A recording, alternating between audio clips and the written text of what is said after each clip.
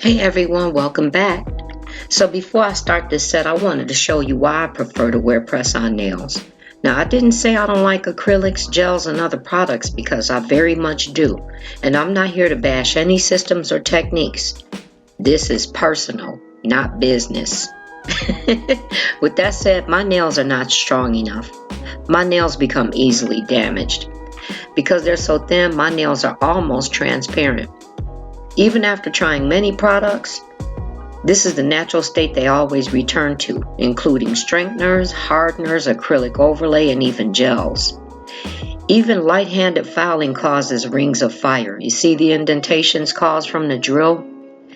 Now this is why consultation is so important before a nail service. You don't get that at some of these shops. You just sit down and they get to going. My nails are very thin and flexible. Now, they grow, but they also peel and break no matter what I use. So the safest thing that I do is push my cuticles, apply oil, and keep them healthy and neatly trimmed as best as I can. So these are the reasons I choose to wear press-ons more frequently.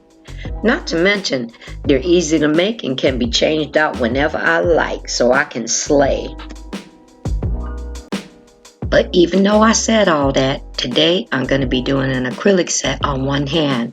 I'm saving the other hand for another video set. Because I feel like if you've seen one hand, you've pretty much seen them both, right?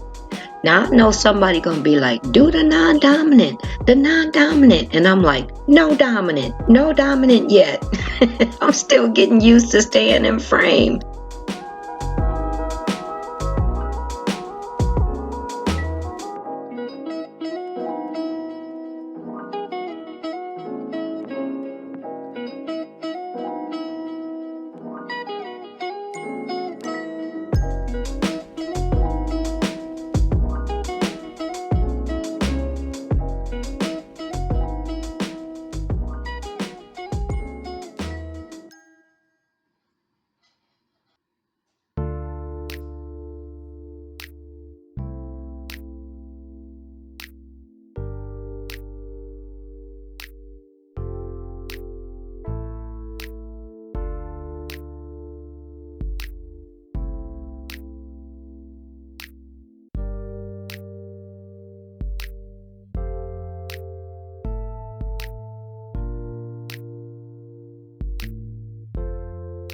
So here I'm just giving you a few glimpses of what I do in my nail prep. If you've noticed that I only record these portions or some other portions in sections or segments, it's because my phone capacity doesn't handle it. Not only that, the editing program that I'm using off the computer takes like forever for things to load up. I done took a shower, had dinner, let the dogs out, went for a walk.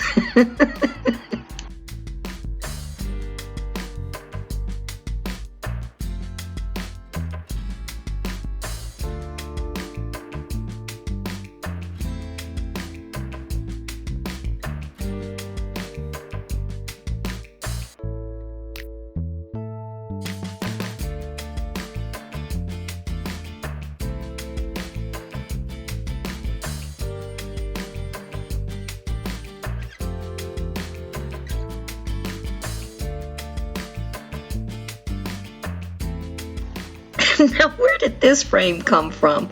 Look at me. I am working it. I am just as busy as a bee.